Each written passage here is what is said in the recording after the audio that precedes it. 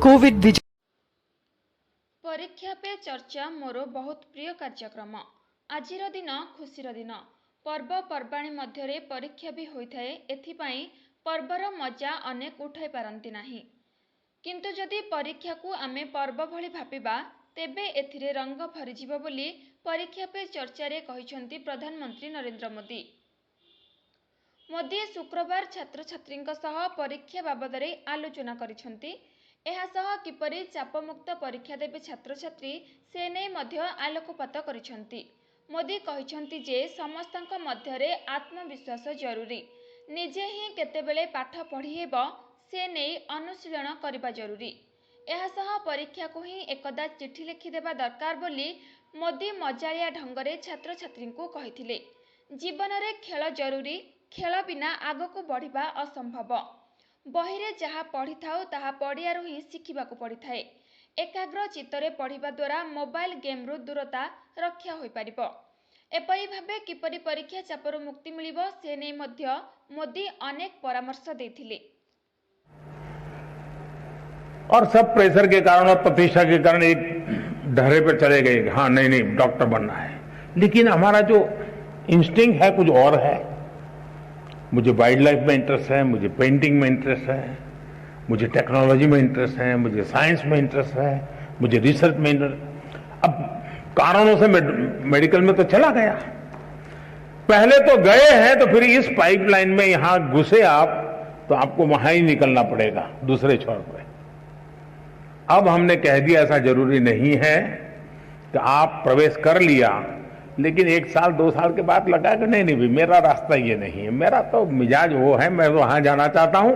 तो अब national education policy आपको नए रास्ते पर जाने का अवसर देती है, सम्मान के साथ अवसर देती है।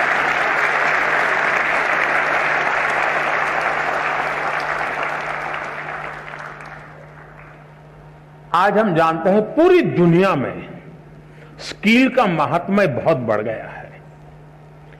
सिर्फ शिक्षा, सिर्फ ज्ञान का भंडार ये इनफ नहीं है, हुनर भी होना चाहिए, स्किल होनी चाहिए।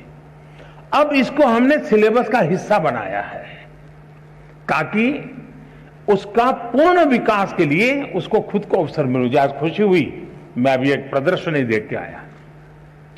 नेशनल एजुकेशन पॉलिसी का क्या रिफ्लेक्शन होता है वो छोटे से रूप में आज शिक्षा विभाग के लोगों ने रखा था। मैं शिक्षा विभाग को बधाई देता हूं, यानी बहुत ही प्रभावित था। आनंद आता था कि हमारे 8वीं 10वीं कक्षा के बच्चे 3D प्रिंटर बना रहे हैं। आनंद आ रहा है कि हमारे 8वीं 10वीं कक्षा के बच्चे वैदिक मैथमेटिक्स का ऐप चला रहे हैं और दुनिया भर के स्टूडेंट उनसे सीख रहे हैं। नंदिता और निवेदिता 2 बहनें में जो मिली, मैं बहुत ही सरप्राइज था। हमारे यहां तो इन चीजों को बुरा माना जाने वाला एक वर्ग होता है, लेकिन उन्होंने दुनिया भर में अपने स्टूडेंट खोज लिए हैं। वे खुद स्टूडेंट रहे लेकिन गुरु बन गए। अब देखिए उन्होंने टेक्नोलॉजी का भरपूर उपयोग किया है। टेक्नोलॉजी से वो डरे नहीं है, टेक्नोलॉजी का उपयोग किया है। उसी प्रकार से मैंने देखा कुछ स्कल्पचर्स बनाए हुए हैं, कुछ अच्छे पेंटिंग बनाए, और इतना ही नहीं उसमें विजन था। ऐसे ही करने के लिए नहीं किया गया, मैं उस विजन को अनुभव करता था। इसका मतलब हुआ कि नेशनल एजुकेशन पॉलिसी व्यक्तित्व के विकास के लिए बहुत सारे अवसर दे रही है। और इस अर्थ में मैं कहूंगा कि मैं एक बार तय कर लीजिए कि परीक्षा जीवन का एक सहज हिस्सा है। हमारी विकास यात्रा का छोटे पड़ाव है और उस पड़ाव से हमें गुजरना है। हम गुजर चुके हैं। जब इतनी बार हम एग्जाम दे चुके हैं, एग्जाम देते एक प्रकार से हम एग्जाम प्रूफ हो गए हैं। और जब ये विश्वास पैदा हो जाता है तो ये नहीं, आने वाली किसी भी एग्जाम के लिए ये अनुभव अपने आप में आपकी ताकत बन जाते हैं। इसे आपके इन अनुभव को, जिस प्रक्रिया से आप गुजरे हैं, उसको आप कतई छोटा मत मानिए। दूसरा, ये आपके मन में जो पैनिक होता है, क्या ये तो नहीं है कि प्रिपेयर्डनेस में कमी है?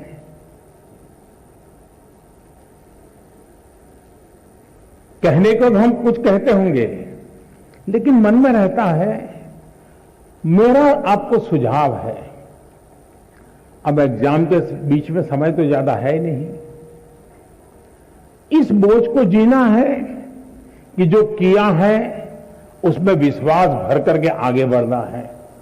हो सकता है एक दो चीजें छूट गई होगी, एक आध चीज में थोड़ी जितनी मेहनत चाहिए नहीं हुई होगी, उसमें क्या है, लेकिन जो हुआ है उसमें मेरा आत्मविश्वास भरपूर है, तो वो बाकी चीजों में भी वो ओवरकम कर जाता है।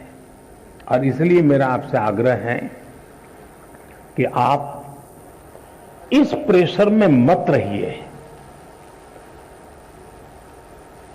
पैनिक क्रिएट हो ऐसा वातावरण को पनपने ही मत दीजिए। ऑनलाइन या ऑफलाइन इसका नहीं है। आप अनुभव किए होंगे, क्लास में भी बहुत बार आपका शरीर क्लासरूम में होगा, आपकी आंखें टीचर की तरफ होगी, लेकिन कान में एक भी बात नहीं जाती होगी, क्योंकि आपका दिमाग कहीं और होगा। कान को तो कोई दरवाजा नहीं लगाया है, कोई खिड़की नहीं लगाई, लेकिन मन कहीं और है, तो सुनना ही बंद हो जाता है, रजिस्टर ही नहीं होता है। जो चीजें ऑफलाइन होती हैं वही चीजें ऑनलाइन भी होती हैं।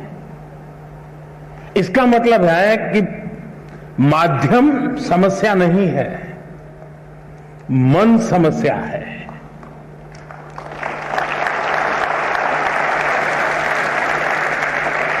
माध्यम ऑनलाइन हो या ऑफलाइन, अगर मेरा मन पूरी तरह उससे जुड़ा हुआ है, उसमें डूबा हुआ है, मेरा एक खोजी मन है जो उसमें की बारीकियों को पकड़ने की कोशिश कर रहा है, तो आपके लिए ऑनलाइन या ऑफलाइन मैं नहीं मानता हूं कि कोई फर्क पड़ सकता है। और इसलिए हम, जैसे युग बदलता है तो माध्यम भी बदलते रहते हैं। अब पहले के जमाने में जो गुरुकुल चलते थे, सदियों पहले, सहस्त्र वर्ष पहले, तो वहां तो प्रिंटिंग पेपर भी नहीं थे, तो उस समय कोई किताब भी नहीं थी, तो ऐसे ही कंठस्थ सब चलता था। तो उनकी श्रवण शक्ति इतनी तेज रहती थी कि सुनते थे और उसको कंठस्थ कर लेते थे, और पीढ़ी दर पीढ़ी कान के द्वारा सीख करके, बाद में युग बदल गया, प्रिंटेड मटेरियल आ गया, किताबें आने लगी, तो लोगों ने उसमें ढाल दिया।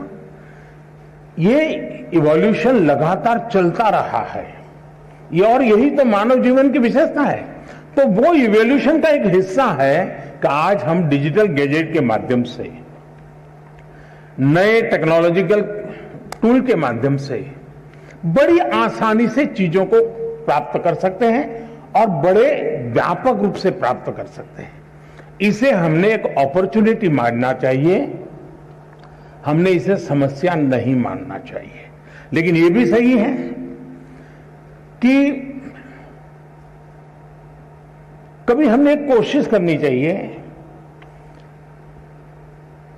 हम ऑनलाइन हमारी पढ़ाई को एक रिवॉर्ड के रूप में अपने टाइम टेबल में रख सकते हैं। मुझे पक्का विश्वास है कि मान लीजिए आपने आपके टीचर के द्वारा मिली हुई नोट्स और स्टैंडर्ड मटेरियल कहीं आपको ऑनलाइन अवेलेबल है, दोनों को बराबर देखेंगे तो आप ही उसका वैल्यू एडिशन कर सकते हैं। आप कहेंगे हाँ टीचर ने इतना बताया था, मुझे इतना याद रहा था, लेकिन यहां दो चीजें मुझे अच्छी मिल गई हैं, अच्छे तरीके से मिल गई है, मैं दोनों का जोड़ कर दूंगा तो वो आपकी ताकत बहुत बढ़ा देंगे।